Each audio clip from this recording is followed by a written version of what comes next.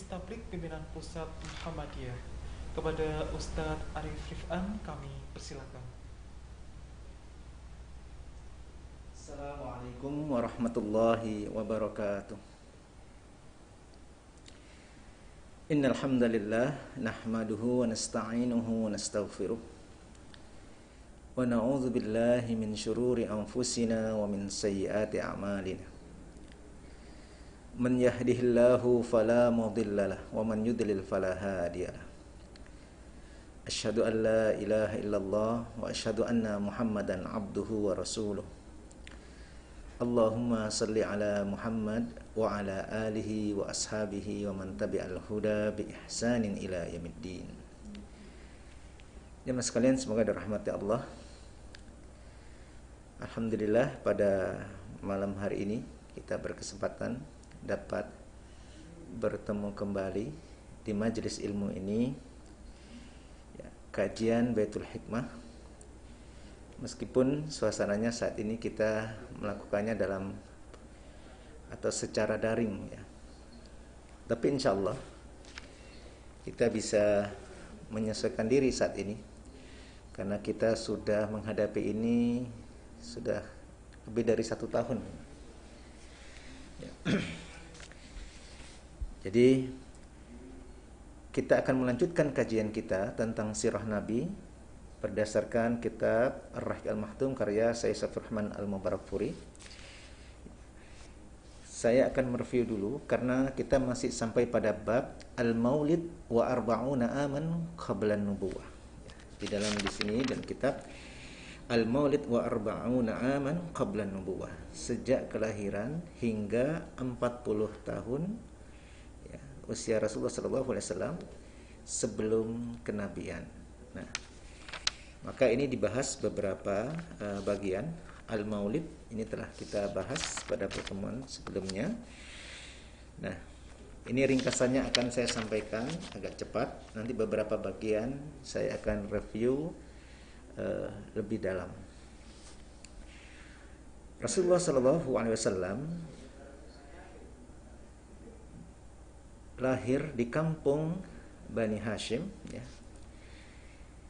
Pada tahun pertama, ya, tidak lama beliau berada di kampung Bani Hashim, karena tidak lama kemudian Rasulullah SAW dititipkan untuk disusukan kepada nanti yang kita sudah mengenalnya, Halimah binti Abi Zu'aib, ya, radhiyallahu anha. Karena dia diriwayatkan akhirnya memeluk Islam juga, ya. Halimah ini dari Bani Sa'ad, ya, Ibn Bakar. Ini ada tidak di dalam kota Mekah, tetapi di luar kota Mekah, di wilayah yang termasuk dataran tinggi, tempatnya sejuk. Nah, disitulah Rasulullah SAW nanti kurang lebih 2 tahun pertama. Nanti setelah 2 tahun itu, karena ada peristiwa pembelahan dada Rasulullah SAW, sebagaimana sudah pernah kita bahas pada pertemuan-pertemuan sebelumnya. Nah, Rasulullah SAW, ya, dikembalikan kepada ibunda beliau. Tetapi Halimah dan suaminya Haris ini juga tetap menginginkan seandainya diizinkan untuk membawa Rasulullah SAW kembali ke kampung Bani Sa'ad sampai dewasa, ingin mengasuh Rasulullah SAW. Dia jadi mengembalikan, tetapi sekaligus minta izin untuk dibawa kembali. Nah, kalau yang dari urutan yang menyusui beliau ini, nanti sejak kelahiran beliau, Nabi Muhammad SAW ini yang pertama kali menyusui beliau adalah ibunda beliau. Lalu berikutnya adalah Suwaibah, ya, hamba saya milik paman beliau Abu Lahab, ya. Kemudian setelah Suwaibah baru Halimah ini binti Abi Zu'aib ini. Makanya kita kenal karena dari Bani Sa'ad kita kenal dengan Halimah As-Sa'diyah, ya. Nanti setelah 2 tahun dikembalikan, tapi diminta kembali. Kenapa diminta kembali? Karena Halimah dan keluarganya merasakan keberkahan dengan kehadiran Rasulullah SAW. Sehingga diizinkan itu. Di antara argumen yang disampaikan itu adalah izinkan jika anak ini kami asuh kembali, karena kami mengkhawatirkan penyakit yang sering datang menghinggapi kota Mekah saat itu, karena kota Mekah termasuk kota transit ya. Saat itu kota yang banyak dilalui oleh kafilah-kafilah dari selatan maupun dari utara ke selatan, dari selatan ke utara. Nah, akhirnya di kampung Bani saat ini Rasulullah SAW tinggal sampai usia 5 tahun.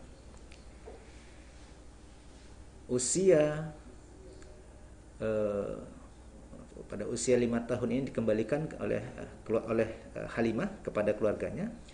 Nah, setelah usia 5 tahun, pada usia 6 tahun, ibunda Rasulullah SAW ini ingin berziarah ke makam suaminya. Ini ayahanda dari Nabi Muhammad SAW, Abdullah ibn Abdul Muttalib. Setelah sampai ya, maka disampaikanlah niatnya ini kepada Abdul Muttalib.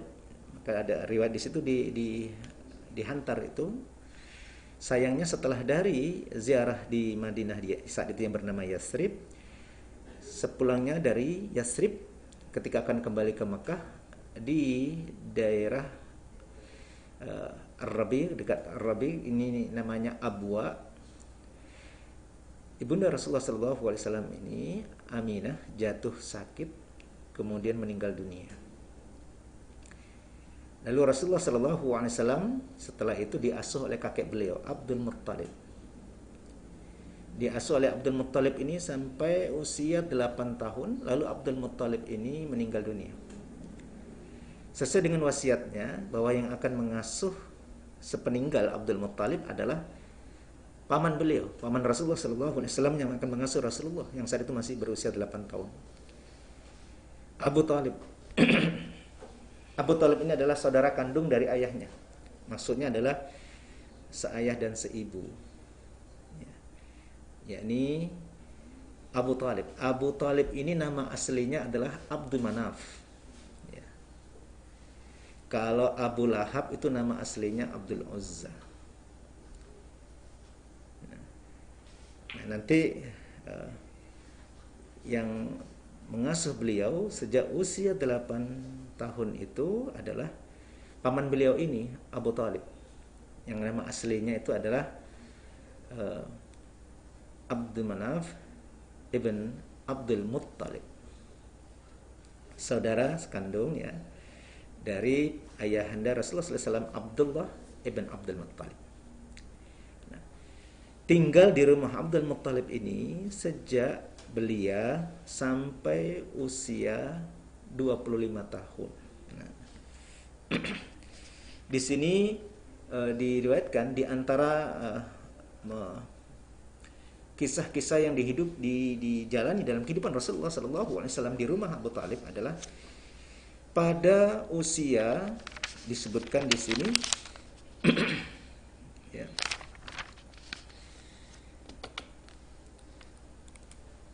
Walamma balagha Rasulullah sallallahu alaihi wasallam 12 sanatan wa qila wa syahraini wa 10 ayyam.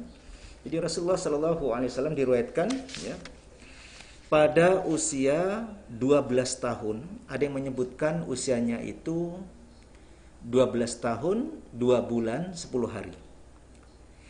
Irtahala bihi Abu Talib tajiran ila Syam.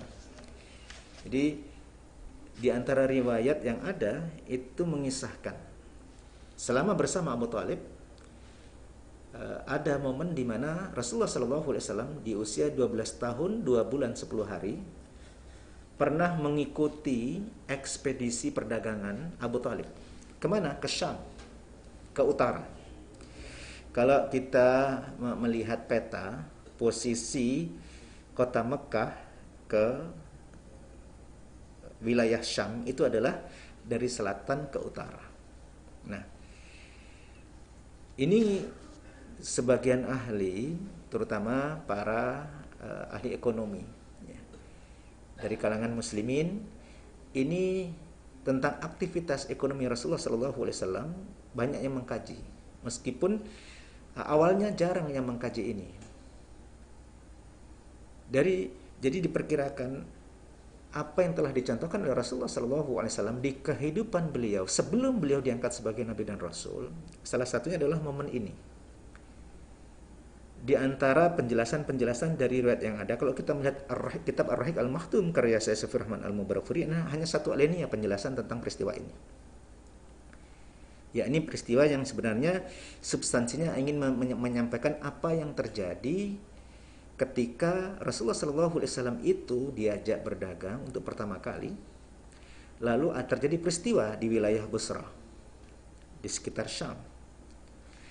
Nah, tetapi sebagian para ahli ekon melihat momen di mana ini dia dipandang sebagai betapa Rasulullah SAW itu memiliki empati yang sangat besar kepada paman beliau.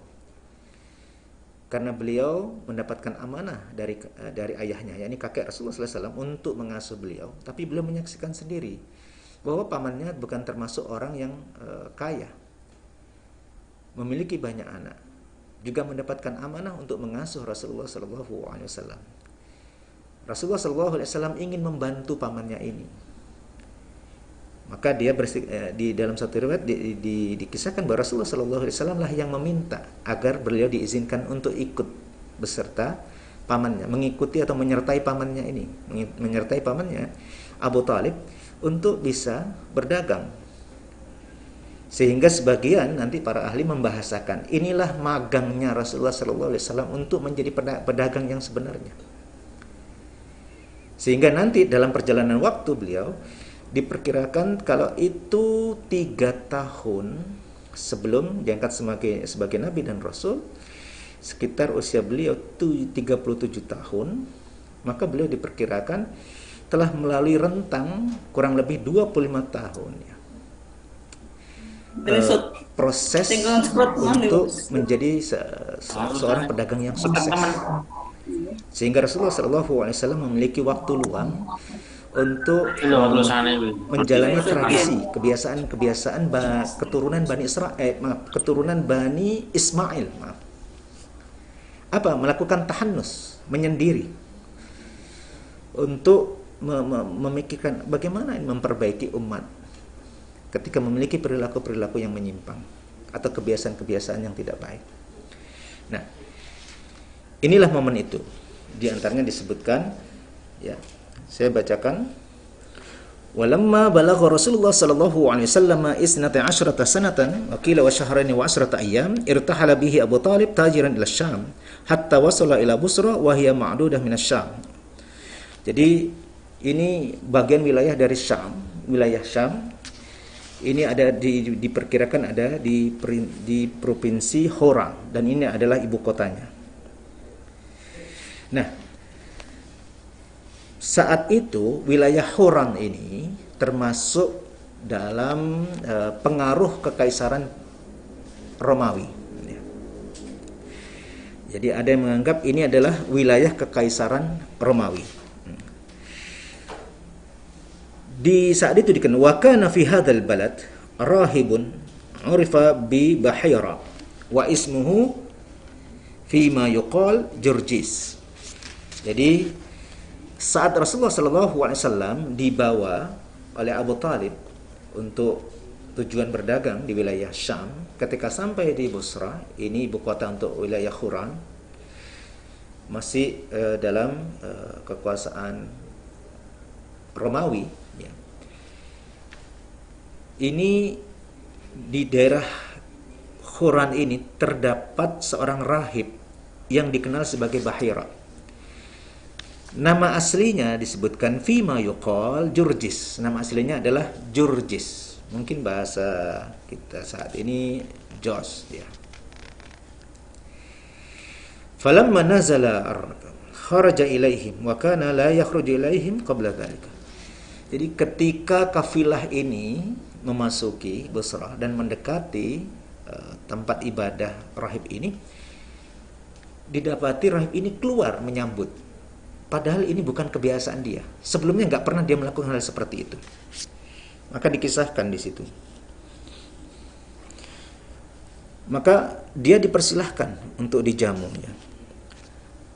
Riwayat ini yang dikutip oleh Syekh Safi Rahman Al-Mubarakfuri itu to the point saja, tidak terlalu banyak memberikan uraian. Langsung disebutkan fa akhadha bi yadi Rasulillah sallallahu alaihi wasallam wa qala hadza sayyidul alamin.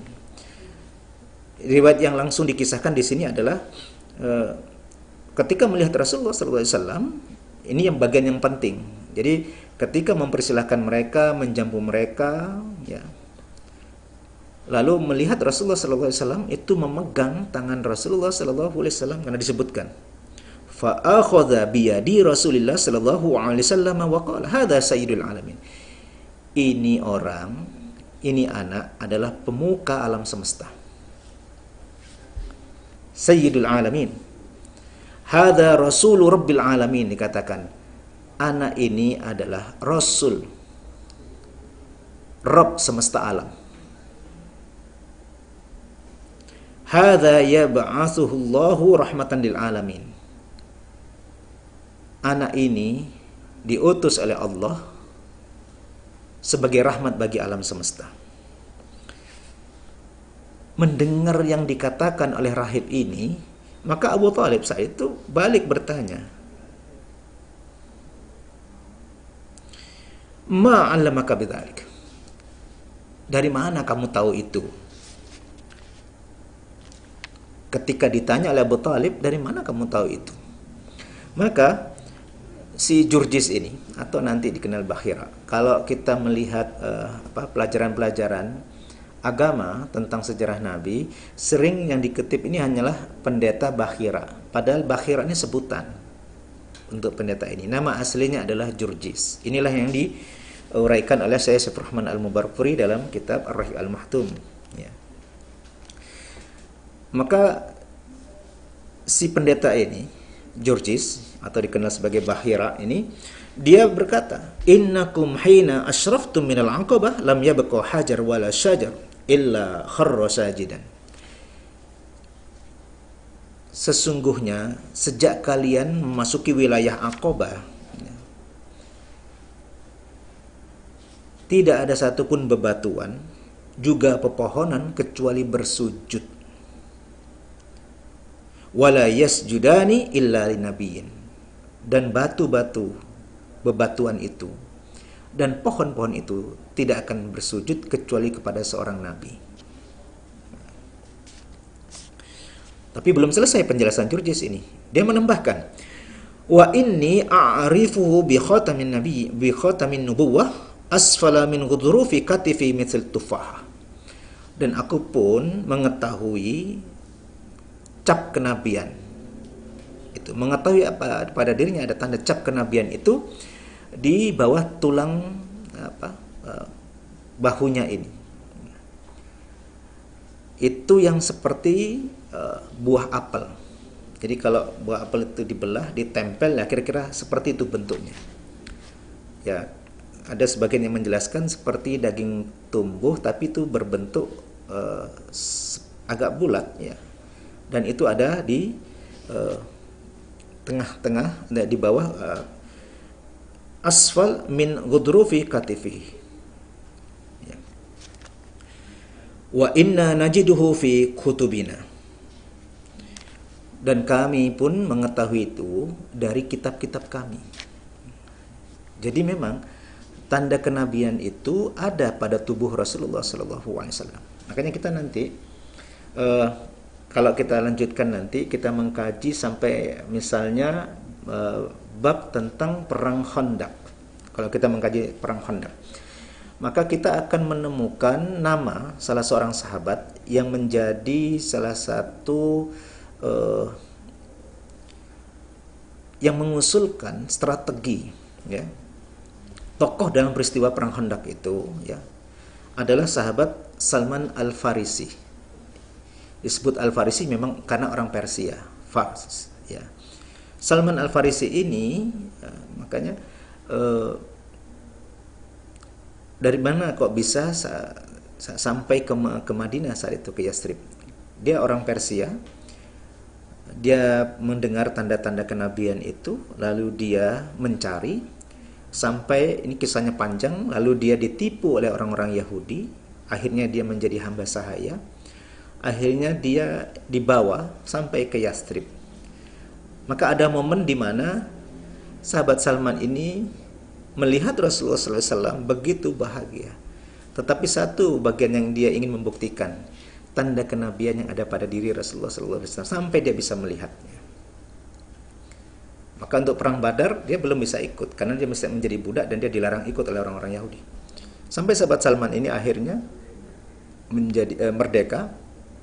Nah, dan turut berjuang hingga terjadi waktu peristiwa perang Khandaq itu suatu taktik yang belum pernah dipraktekkan oleh bangsa Arab saat itu. Sehingga 10.000 pasukan itu, jumlah pasukan 4.000 dari Mekah, 6.000 dari gabungan Ghatafan dan kabilah yang lain, ketika menyerang Madinah itu terkejut dengan sebuah strategi menghadapi parit yang dalam dan lebar yang tidak pernah terpikirkan saat itu. Karena strategi itu adalah yang strategi perang bertahan yang pernah dimiliki oleh bangsa Persia. Nah, itu kisahnya. Jadi tanda kenabian itu ada pada diri Rasulullah SAW. Maka setelah mengetahui apa yang dilihat dari Rasulullah SAW, maka Bakhira ini lalu memuliakan mereka semua.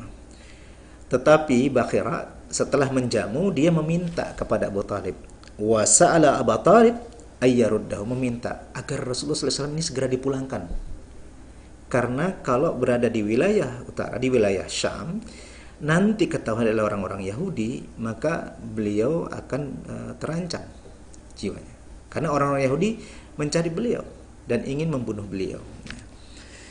Wala yaqdimu ila Syam khaufan alaihi minar Rum wal Yahud, dari orang-orang Romawi dan orang-orang Yahudi. Fa ba'athahu ammuhu ma'a ba'di wilmanihi ila Makkah. Akhirnya Rasulullah SAW dipulangkan itu bersama dengan beberapa orang oleh paman beliau. Nah, berlalulah beberapa peristiwa nanti ini pada usia pada saat beliau berusia wa fi sana al-20 min umri, pada terjadi perang Fijar, ya. Ini perang yang terjadi antara Quraisy, ya, bersama Quraisy ada Bani Kinanah, kemudian menghadapi Qais Ailan, ya. Terkenal dengan namanya perang Fijar. Nah, ini pada usia 20 tahun. Juga ada peristiwa Hilful Fudul, ya. Nah, saya masuk langsung saja kepada Hayatul Qadah.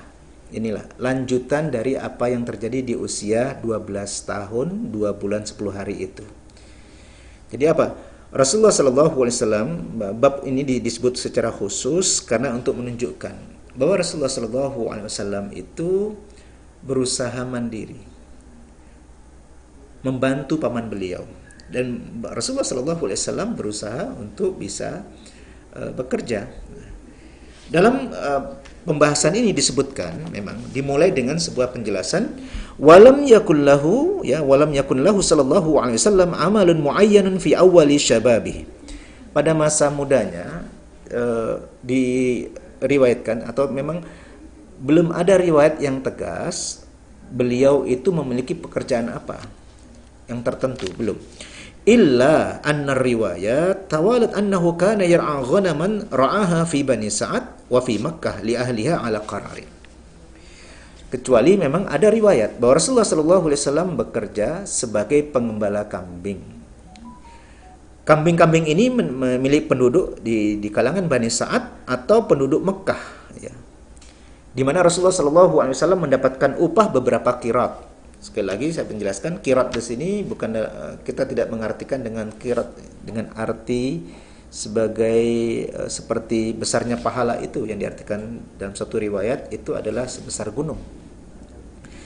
Qirat di sini kalau disandarkan dalam pengertian upah saat itu adalah 1/12 dirham, ya, atau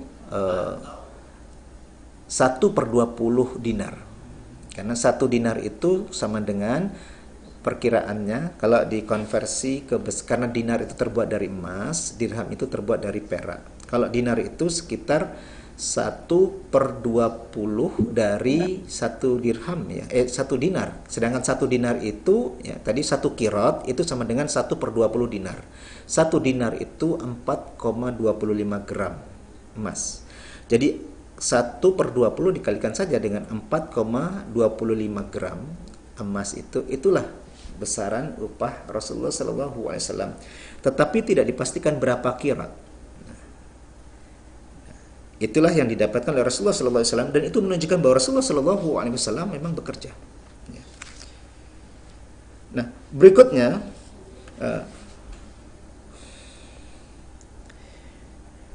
wa yabdu annahu intaqala ila amal at-tijarah hina shabba. Maka disebutkan dari apa yang nanti dikisahkan oleh beberapa riwayat, setelah benar-benar memasuki usia remaja, beliau memang lalu pindah kepada profesi sebagai pedagang. Makanya tadi saya sampaikan di antara kajian para ahli ekonomi Islam itu melihat momentum ya, Rasulullah Shallallahu Alaihi Wasallam ikut pertama kali ya, ekspedisi Abu Talib ke Syam itu adalah bagian dari magang. Karena ketika berangkatnya saja itu bukan sehari 2 hari. Itu perjalanan yang berhari-hari, berminggu-minggu. Karena jarak tempuh itu saat itu menggunakan kendaraan ya, binatang, bisa onta, bisa kuda ya, dan itu tidak sebentar ya, melewati padang pasir panas ya, dan perjalanan yang jauh. Nah, dan beberapa rintangan dalam proses perjalanan itu. Nah, itulah yang dihadapi oleh Rasulullah Sallallahu Alaihi Wasallam. Nah, sampai wa fil khamisah wal 20 ya, min sinnihi kharaja tajiran ila Syam fi mali Khadijah. Sampailah pada kisah pada usia beliau 25 tahun itu terjadi kisah bagaimana Rasulullah Shallallahu Alaihi Wasallam itu membawa barang dagangan milik seorang saudagar kaya. Ini saudagar perempuan kaya raya yang bernama Khadijah. Kelak inilah yang nanti kita kenal sebagai Ummul Mukminin Khadijah radhiyallahu anha. Khadijah binti Khuwailid radhiyallahu anha. Nah, kisahnya diawali dari bagaimana? Nah, memang diawali dari sebuah pengenalan bahwa Ummul Mukminin Khadijah radhiyallahu anha ini adalah termasuk wanita yang disebutkan memiliki kedudukan tinggi. Secara nasab adalah wanita yang terpandang di kalangan Bani Mudhar. Ya, memiliki kekayaan. Meskipun Khadijah radhiyallahu anha saat itu adalah seorang janda, sudah 2 kali menikah. Dalam riwayat-riwayat yang ada penjelasannya itu ada yang berpendapat siapa dulu, si A atau si B ya, saya sebutkan. Beliau adalah janda dari Abu Halah At-Tamimi. Ada yang menyebutkan Abu Halah ya, Ibn Zarar At-Tamimi. Kemudian yang berikutnya adalah disebutkan Atiq Ibn A'is Ibn Abdullah Al-Mahzumi. Jadi dari Bani Tamim, kemudian yang kedua dari Bani Mahzum, suaminya itu, dan dua-duanya meninggal dunia. Dari keduanya itu pernikahan sebelumnya, Ummul Mukminin Khadijah radhiyallahu anha itu mendapatkan 4 orang anak. Dari suami yang pertama dapat 1, dari suami yang kedua dapat 3. Nanti 4-4-nya ini menjadi sahabat Rasulullah SAW semuanya, masuk Islam semuanya. Nah, adapun nanti kita lanjutkan kisahnya dulu. Jadi begitu mendengar Ummul Mukminin Khadijah radhiyallahu anha ini, karena dia seorang yang cantik meskipun janda ya, itu cantik, memiliki kemuliaan, memiliki kekayaan, terpandang dan memiliki kecerdasan. Ya terbukti dari apa? Dari mengelola kekayaannya ini, kepandaiannya dalam mengelola kekayaannya, dan mendengar tentang seseorang. Nah, jadi sebelum mendengar Rasulullah SAW ini sudah banyak para pemuka, para tokoh ya di kalangan Quraisy itu yang melamar Ummul Mukminin Khadijah, tapi tidak ada satupun yang bisa meluluhkan hatinya. Semuanya ditolak. Gitu.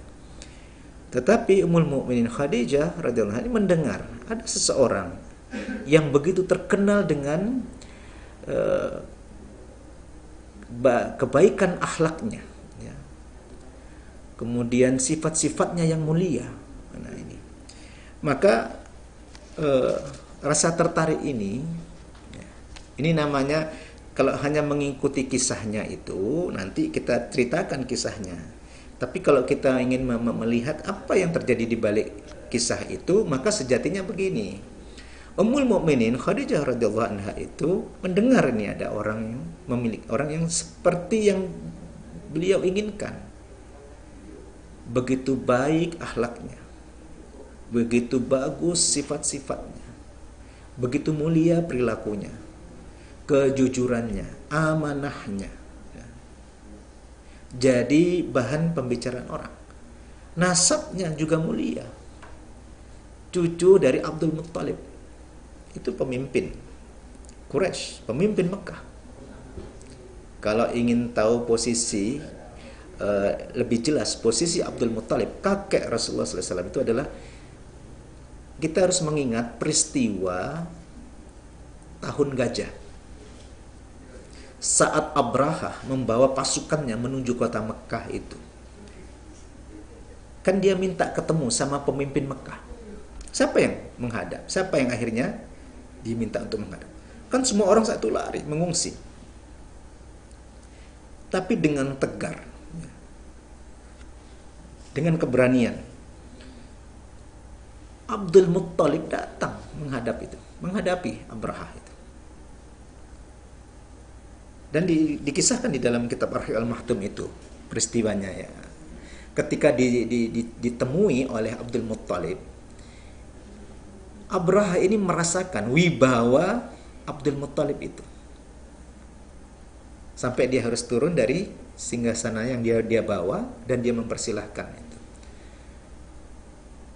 Begitu kagumnya melihat air muka, pembawaannya dan ketenangannya itu. Tetapi ketika dia menawarkan, silakan apa yang kamu minta? Karena dia yang dia katakan, dia hanya meminta agar orang Makkah menyingkir karena dia tidak ingin terjadi pertumpahan darah. Sebenarnya dia hanya ingin menghancurkan Ka'bah. Tapi ketika dijawab oleh Abdul Muttalib, yang aku inginkan adalah engkau dan pasukanmu ketika memasuki kota Makkah, kalian telah merampas sebagian dari ternak-ternakku. Maka itulah diminta untuk dikembalikan. Adapun rumah itu ada pemiliknya, maka pemiliknya yang akan menjaganya. Demi mendengar jawaban ini, luntur itu rasa hormat terhadap Abdul Muttalib. Mengira itu ucapan seorang pengecut, hanya menyelamatkan dirinya saja. Tetapi karena Abraha tidak benar-benar memahami sejarah Ka'bah itu, maka dia merasa menyesal terlalu menghormati Abdul Muttalib. Tapi dia akan benar-benar menyesal ketika dia tidak memahami perkataan Abdul Muttalib. Maka terjadilah apa yang terjadi di dalam surat Al-Fil, dikisahkan bagaimana akhirnya Allah menghancurkan pasukan gajah itu. Tarmihim bihijaratin min sijil faja'alahum ka'asfim ma'kul. Meskipun Abraha itu selamat dalam peristiwa di kota Mekah itu ketika terkena lemparan burung ababil, Abraha itu termasuk yang selamat. Abraha berhasil pulang, tetapi setibanya di Sana'ah, di Yaman, dia mengalami penyakit yang mengerikan. Tulang-tulangnya lepas dari persendiannya itu. Maka dia digambarkan seperti burung yang dadanya pecah. Jadi meninggalnya itu mengerikan. Itulah azab yang didapat bagi orang yang berniat menghancurkan Ka'bah saat itu. Itulah yang nanti peristiwa yang terjadi pada Abraha itu yang menghantui orang-orang Quraisy ya di masa Rasulullah SAW itu. Nanti setelah menikah ya, ada momen di mana akan memugar Ka'bah itu. Ka'bah itu kan tidak terlalu tinggi saat itu. Lalu terkena banjir, sering roboh. Dan barang-barang yang disimpan di dalamnya itu karena tidak terlalu tinggi sering dicuri. Maka ketika akan memugar, tidak ada yang berani melepas batunya itu, memukul, menghantam dengan palu itu, karena khawatir terjadi sesuatu kepada yang, kalau mereka melakukan sesuatu. Karena khawatir, membayangkan sebagian itu ada yang pernah menyaksikan kan, apa yang terjadi kepada pasukan Abraha itu. Dan disitulah momentum di mana Abdul Muttalib itu memiliki wibawa. Nah, kita kembali lagi kepada kisah Rasulullah SAW ya, pernikahannya dengan Khadijah radhiyallahu anha. Ini waktu masih cukup insya Allah. Ya. Jadi ini secara nasab Rasulullah SAW ya, orang yang paling mulia nasabnya, karena putra dari pemimpin Mekah. Ya. Kalau di sini melihat kisahnya Abdul Muttalib saat masih kecil dijemput oleh pamannya namanya Muttalib. Ini kan Abdul Muttalib. Jadi nama aslinya adalah Syaibah. Kalau masih ingat, ketika dijemput oleh pamannya Muttalib di Yasrib itu kan awalnya tidak diperkenankan oleh ibunya, Salma namanya. Tetapi kan akhirnya kenapa diberikan? Karena dikatakan dia akan menduduki tahta ayahnya ini, Hashim, kakaknya Muttalib, yang menjadi pemimpin. Jadi itulah yang disebutkan. Ya mungkin ada yang bisa menyebut tadi itu ya bisa dikatakan kerajaan, tetapi tidak bisa dikatakan kerajaan seperti bayangan kita. Karena ada tradisi-tradisi tertentu yang berbeda dalam melihat kekuasaan, melihat tugas-tugas dan seterusnya. Karena ada ciri khas tertentu bagaimana siapa mengatur kekuasaan, siapa mengatur para peziarah, itu di kota Mekah sudah ada tradisinya sendiri. Jadi Rasulullah SAW saat itu bukan hanya dikenal sebagai baik, tapi secara nasab beliau ini diakui memiliki nasab yang terbaik. Ya.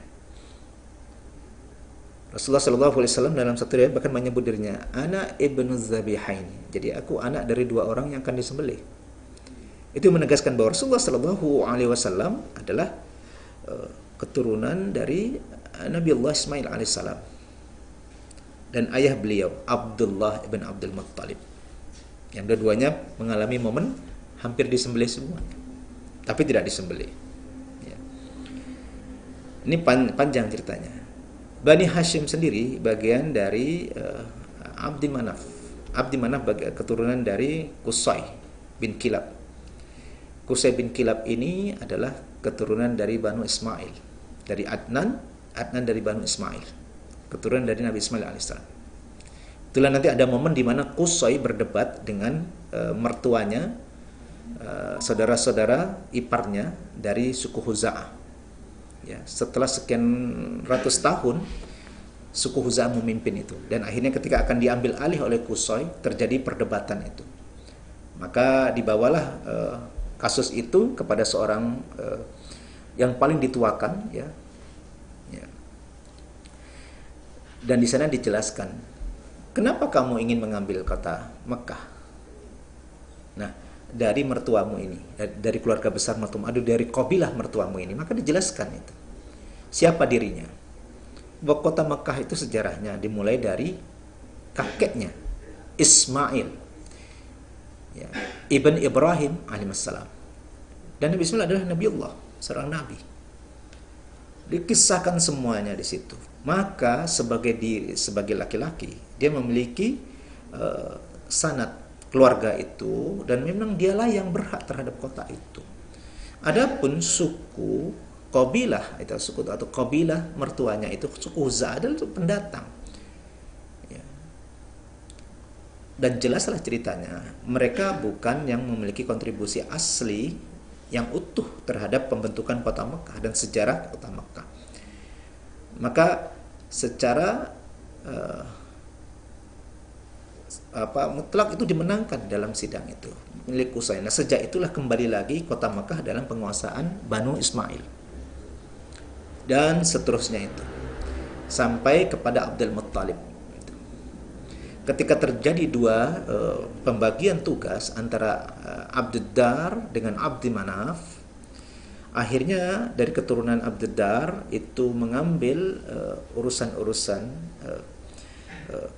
politik, tetapi urusan pengurusan hak untuk melayani orang-orang haji, ya, kalau urusan memegang bendera perang, kemudian musyawarah itu diambil oleh Banu Abdiddar untuk siqayah dan rifadah, memberi melayani para tamu, memberi makan dan minum, itu dipegang oleh Abdi Manaf. Dan di antara kajiannya nanti akan sampailah kepada itulah kenapa Allah ini sudah ditakdirkan oleh Allah bisa menjadi penjelasan bahwa keturunan Abdul Manaf akhirnya menemukan sumur Zamzam yang sudah sekian ratus tahun itu tidak diketahui. Siapa dia? Abdul Muttalib. Itulah kedua yang kelebihan pada diri Abdul Muttalib yang melekat. Ya. Peristiwa gajah, ya, di tahun gajah itu, dan peristiwa dia menemukan sumur Zamzam yang sudah sekian ratus tahun hilang jejaknya sumur Zamzam itu. Karena oleh suku Jurhum disumbat, ditutup, dihilangkan ketika mereka dikalahkan oleh suku Huza'ah. Nah, ini yang menunjukkan ya dari segi sejarah posisi kedudukan Rasulullah SAW. Nah, meskipun saat itu secara personal keluarga Abu Talib, Rasulullah SAW bukanlah orang yang kaya raya, tetapi posisi beliau dan amanah yang ada pada diri Abu Talib dan keluarga Bani Hashim itu yang membuat keluarga ini terpandang dan dimuliakan dengan keistimewaan yang mereka miliki itu. Ya. Nah, karena itulah Rasulullah SAW mendapatkan ini tawaran dari Ummul Mukminin Khadijah radhiyallahu anha untuk apa? Untuk memperdagangkan barangnya. Makanya disebutkan bagaimana caranya di situ disebutkan. Nah, disebutkan Khadijah bintu Khuwailid imrah tajirah dzati syaraf wa mal tastaji ar-rijal fi maliha wa tudaribuhum iyyahu bi syai'in taj'aluhum lahum. Jadi dipersilahkan untuk membawa barang-barangnya untuk diperdagangkan ke utara, lalu hasil keuntungannya itu dibagi ya, antara Khadijah dan orang-orang yang bekerja memperdagangkan barang-barangnya. Inilah pola yang dilakukan oleh Ummul Mukminin Khadijah radhiyallahu anha untuk sebenarnya ingin lebih mengenal Rasulullah SAW. Dan caranya yang unik apa? Bukan hanya memperkerjakan Rasulullah SAW, tetapi juga menjanjikan bagi hasil yang lebih besar. Ditambah lagi, ya, Ummul Mukminin Khadijah radhiyallahu anha menitipkan kepada Rasulullah agar Rasulullah SAW ini didampingi oleh pembantunya yang bernama Maisarah. Maisarah ini laki-laki, bukan perempuan. Ini nama laki-laki. Karena sering mengira Maisarah ada tak marbutah di situ, lalu mengira ini perempuan. Enggak, ini laki-laki. Nah, dari Maisarah inilah nanti Ummul Mukminin Khadijah radhiyallahu anha itu mendapatkan informasi-informasi penting yang diinginkan oleh Ummul Mukminin Khadijah radhiyallahu anha tentang Rasulullah SAW. Maka diceritakan semuanya itu. Apa yang terjadi dalam perjalanan itu? Tentang akhlaknya, tentang perilakunya, tentang sifat-sifatnya, kejujurannya, amanahnya, kecerdikannya, kesungguhannya ya, dalam berusaha, dalam berdagang, ketenangan beliau, dan keanehan-keanehan yang terjadi selama mendampingi beliau. Diceritakan semuanya. Itulah yang membuat keyakinan pada diri Ummul Mukminin Khadijah radhiyallahu anha untuk mendapatkan Rasulullah SAW. Nah, maka di sini disebutkan apa yang dilakukan, ya. Maka walamma raja'a ila Makkah wa ra'at Khadijah fi maliha minal amanah wal barakah ma lam tarak. Nah, apa yang diduga oleh Ummul Mukminin Khadijah radhiyallahu anha benar-benar terjadi. Apa yang dibawa oleh Rasulullah SAW ya, dari keuntungan perdagangan itu dilihat lebih besar, lebih banyak, ya.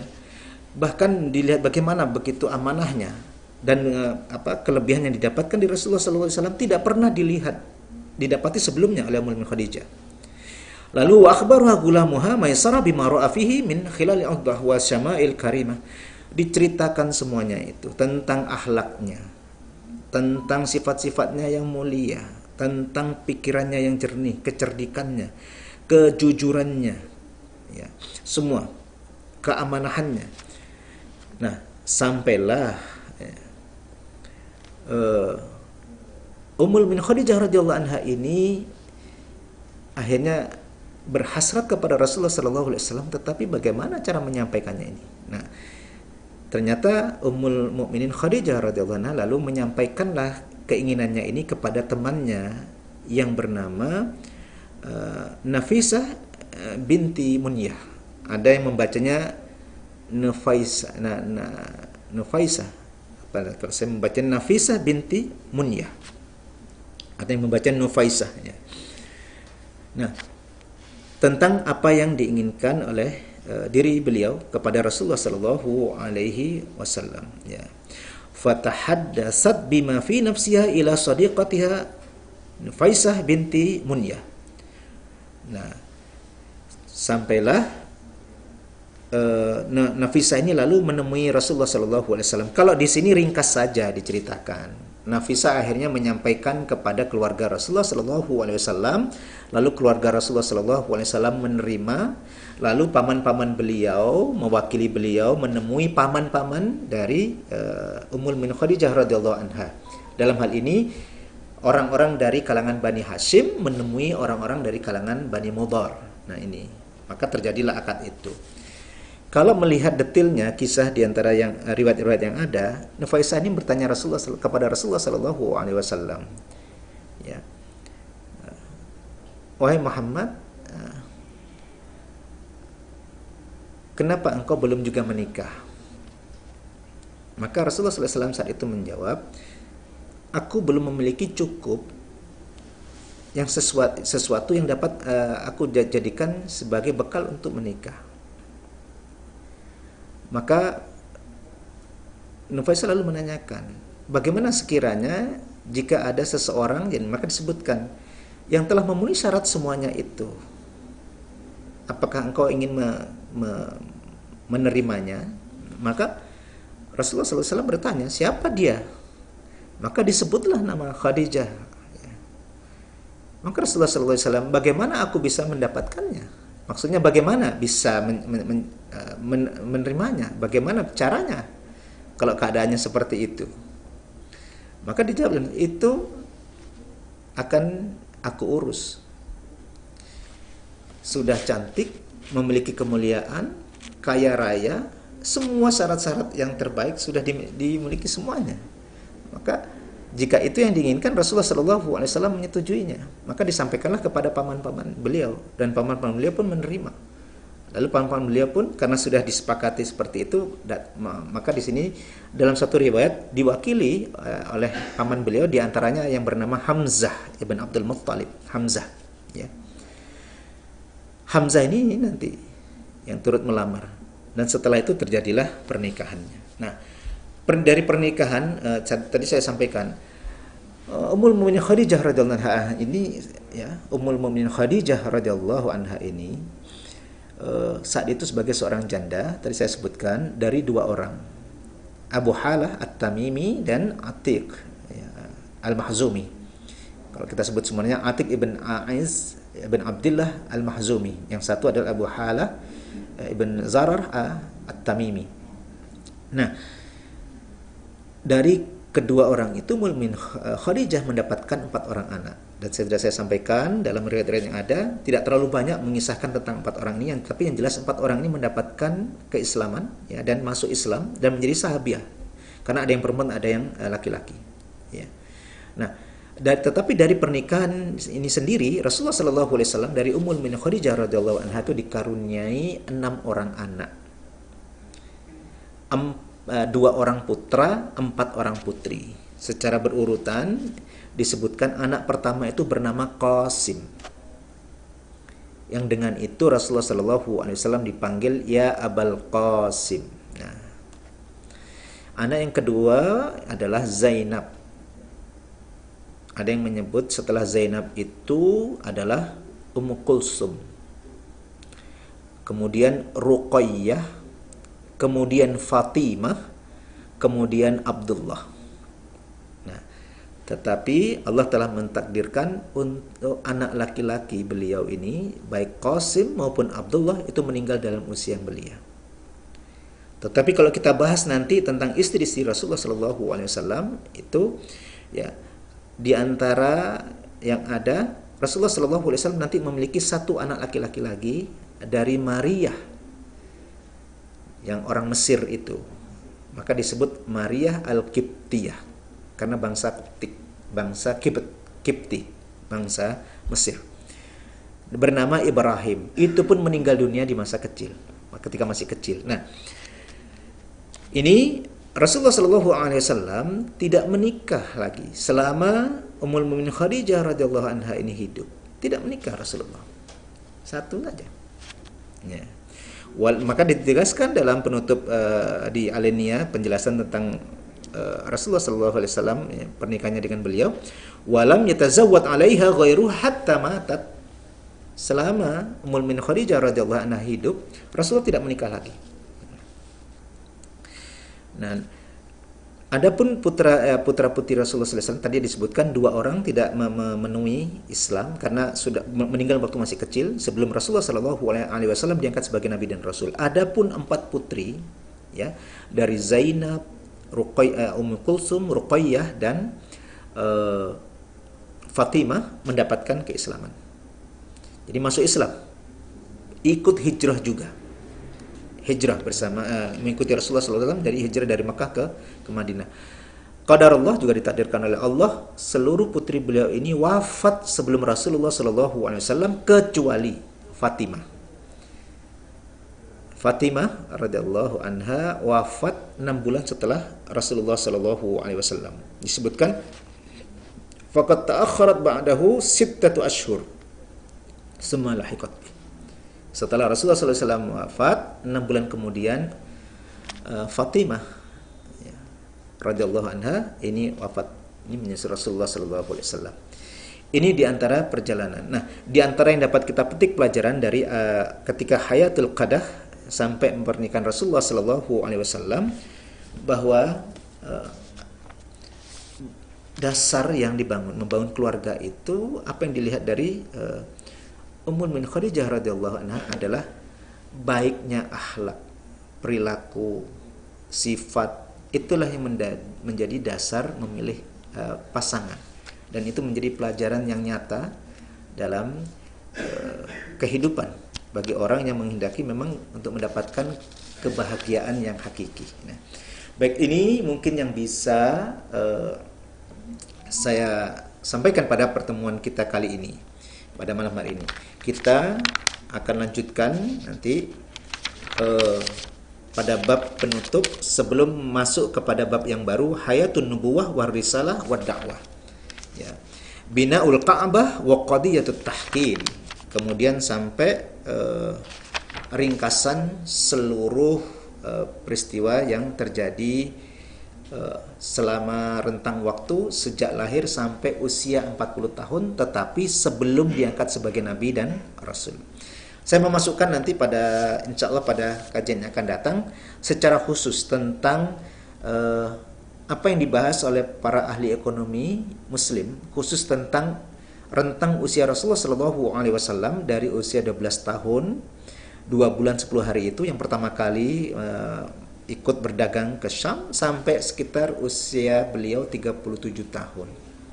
Karena di situ ada berbagai riwayat itu tidak cukup banyak sebenarnya, tetapi dapat dibaca bagaimana Rasulullah SAW itu bukan hanya magang untuk menjadi seorang pedagang profesional, ya, seorang pedagang yang mahir, tetapi yang terjadi nanti ketika Rasulullah SAW sudah di Madinah, lalu datang beberapa orang datang ke Madinah untuk menemui Rasulullah SAW.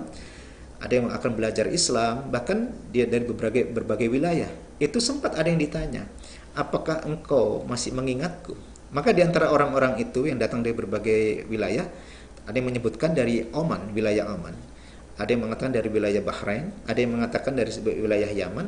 Nah, itu diantara jamaah mengatakan, bagaimana kami akan lupa? Engkau adalah sebaik-baik mitra dalam berdagang. Itu menunjukkan bahwa Rasulullah Shallallahu Alaihi Wasallam juga melakukan perdagangan itu mencakup beberapa wilayah yang mungkin tidak begitu banyak dibahas. Semoga nanti kita dapat menyampaikan ini, ya, dan semoga ini menjadi tambahan. Meskipun di kitab Ar-Rahiq Al-Maktum tidak begitu diulas untuk bagian yang ini. Nah, itu sebagai tambahan saja yang akan menjadi materi kita yang akan datang. Saya cukupkan sementara, ya. Mungkin jika ada pertanyaan. Aqulu qauli hadza.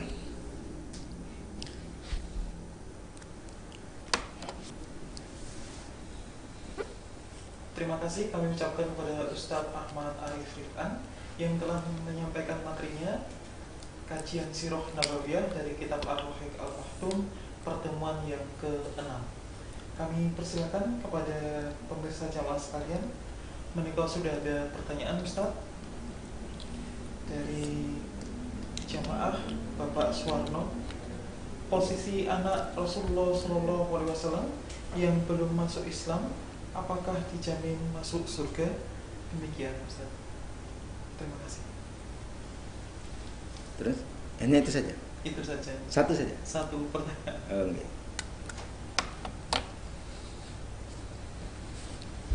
Tentang anak-anak Rasulullah Sallallahu Alaihi Wasallam yang wafat dan belum mendapatkan keislaman. Karena kalau membicarakan Rasulullah Sallallahu Alaihi Wasallam ataupun apapun yang disandarkan kepada Rasulullah Sallallahu Alaihi Wasallam itu harus berdasarkan kepada petunjuk yang kuat dan valid, itu benar. Karena sehingga saya tidak bisa memberikan jawaban karena tidak ada penjelasan tentang hal itu, bahwa seluruh anak-anak beliau itu adalah dijamin masuk surga. Dan sepertinya belum ada juga pertanyaan tentang itu sebelumnya. Maka saya katakan hanya bisa menyampaikan wallahu a'lam bishawab. Itu yang bisa saya sampaikan. Meskipun ada keumuman hadis ya tentang bagaimana anak-anak yang meninggal ketika usianya belum mumayyiz. Terima kasih sekali Ustaz Ahmad Arif Rif'an. Sudah tidak ada penanya lagi dari jamaah sekalian. Mungkin ada yang ingin disampaikan. Oke, ya. Ya, jamaah sekalian semoga dirahmati Allah. Insya Allah ini sampai di sini bagian. Memang ini kalau kita mengkaji sirah Nabi, kenapa saya sandarkan kepada kitab agar saya ini terkendali, ya, menyampaikan sesuai dengan kalau di dalam kitab Ar-Rahiq Al-Maktum setiap alinianya itu ada rujukannya, sehingga apa yang disampaikan itu tetap disampaikan rujukannya, karena itu untuk sandaran ilmu, sandaran sanad terhadap informasi yang disampaikan. Pun ditambahkan kalaupun ada perbedaan pendapat, misalnya tadi ya, nanti saya bacakan yang pertemuan akan datang, riwayat tentang bahwa Rasulullah Sallallahu Alaihi Wasallam itu selalu dalam lindungan Allah Subhanahu Wa Taala. Ada momen di mana Rasulullah Sallallahu Alaihi Wasallam pernah berhasrat untuk menghadiri kebiasaan anak-anak muda di Mekah itu. Itu Allah Subhanahu Wa Taala ketika Rasulullah Sallallahu Alaihi Wasallam tiba di tempat itu, Allah Subhanahu Wa Taala itu menjadikan Rasulullah Sallallahu Alaihi Wasallam itu tidak bisa mendengar, lalu mengantuk dan tertidur, dan tidak terbangun kecuali panas matahari menyengat yang membangunkan beliau. Dan itu terjadi 2 kali. Satu riwayat lagi adalah momen di mana Rasulullah Shallallahu Alaihi Wasallam ketika turut, ya, membangun. Kalau dalam riwayat ini ada momen di mana membangun Ka'bah saat itu, mengangkat batu. Karena khawatir izarnya itu, sarung beliau itu, kain yang beliau kenakan itu menghambat kaki beliau, nanti beliau bisa terjatuh, sehingga diminta untuk diangkat itu, ya, kainnya itu. Tapi ketika kain itu diangkat melewati lutut, ya, yang ini dalam perkiraannya, ya, melewati lutut, ternyata Rasulullah Sallallahu Alaihi Wasallam justru jatuh. Di situ Rasulullah Sallallahu Alaihi Wasallam justru bersabda, izari izari, mana kainku teman kainku. Nah, sejak saat itulah Rasulullah SAW tidak pernah lagi mengangkat sampai di atas lutut itu. Nah, padahal itu momen di mana beliau sedang membantu mengangkat batu dan itu terlihat. Nah, jadi itu bagian menurunkan izarnya itu adalah bagian menjaga aurat Nabi Shallallahu Alaihi Wasallam. Meskipun nanti ya, riwayat-riwayat ini terjadi perbedaan pendapat di antara ahli hadis, maka disebutkanlah di footnote-nya ini.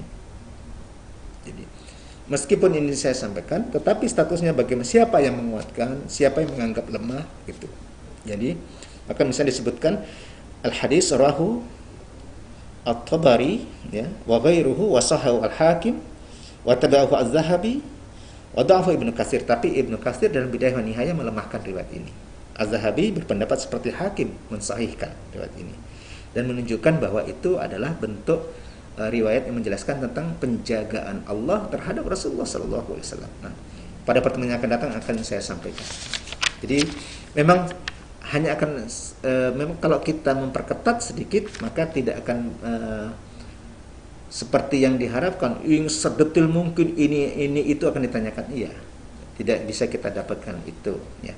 Meskipun nanti secara khusus ada pembahasan tentang nama-nama keluarga Nabi, tentang kebiasaan Nabi, ada kitab-kitab khusus. Itu yang bisa saya sampaikan. Semoga yang sedikit ini kembali kepada kita sebagai ilmu dan bermanfaat dan menambah pengetahuan kita terhadap Rasulullah Sallallahu Alaihi Wasallam, lalu menambah kecintaan kita kepada Rasulullah Sallallahu Alaihi Wasallam, dan semoga ini menjadi jalan kita mendapatkan cinta dan ridha Allah Subhanahu Wa Taala. Sebagaimana dijelaskan dalam Al-Quran, kuntum tuhibbunallaha fattabi'uni yuhibbukumullah. Jadi kita dengan mengenal lebih Rasulullah SAW lebih dalam, menambah kecintaan kita kepada beliau, kita menjadikan beliau sebagai uswah teladan kita dan kita mengikutinya. Karena cinta kita juga kepada Rasulullah SAW, dan dengannya semoga ini menjadi jalan kita mendapatkan cinta dan ridha Allah Subhanahu wa taala. Aqulu qouli hadza astaghfirullah li wa lakum wallahu a'lamu bis-shawab. Assalamualaikum warahmatullahi wabarakatuh.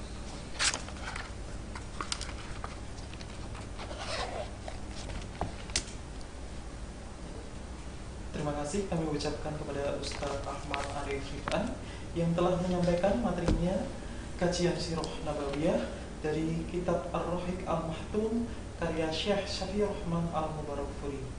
Pemirsa jamaah sekalian, Ustadz Arif Rifan merekomendasikan kitab Sirah Nabawiyah dari kitab Ar-Rahiq Al-Mahtum menika bisa didapat di beberapa toko buku agama dengan beberapa penerbit. Referensi yang disampaikan oleh beliau berasal dari kitab ini dan ini sudah diterjemahkan dalam berbagai bahasa termasuk bahasa Indonesia. Sekali lagi kami ucapkan terima kasih kepada Ustaz Ahmad Arif Rifan dan Ustaz Haji Aris Madani SPDI. Pemirsa jamaah sekalian, marilah kajian ini kita syukuri dan kita tutup dengan melafazkan hamdalah. Alhamdulillahirabbil alamin. Dari kami mengucapkan terima kasih dan mohon maaf. Fastabiqul khairat. Wassalamualaikum warahmatullahi wabarakatuh. Salam.